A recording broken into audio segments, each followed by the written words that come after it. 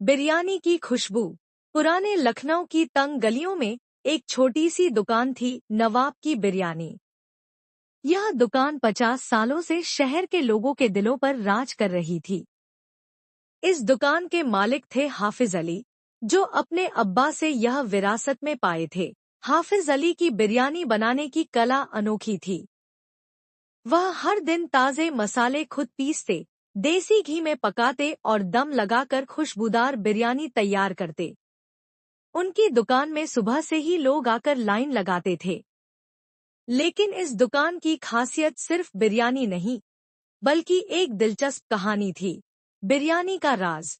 हाफिज अली के दादा नवाब शफीक अली नवाबी दौर में एक मशहूर बावर्ची थे।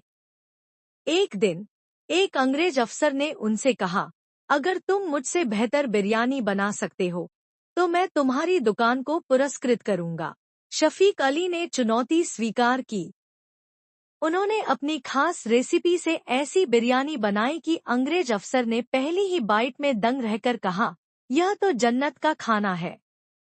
उसी दिन से नवाब शफीक अली की बिरयानी पूरे शहर में मशहूर हो गई और यह दुकान एक पहचान बन गई। नई पीढ़ी की चुनौती।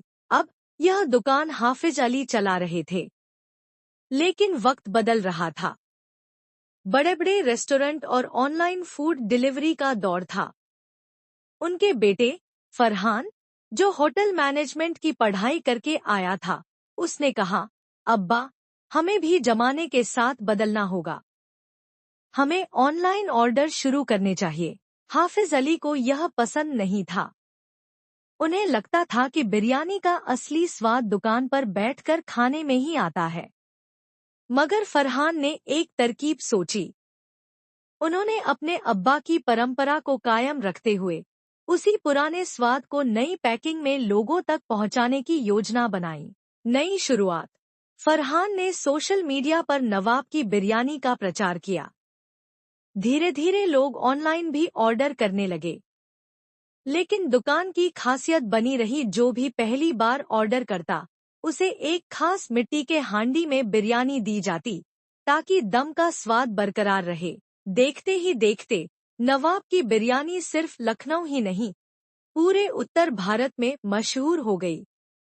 हाफिज अली को अपने बेटे पर गर्व हुआ कि उसने परंपरा और आधुनिकता का बेहतरीन मेल किया।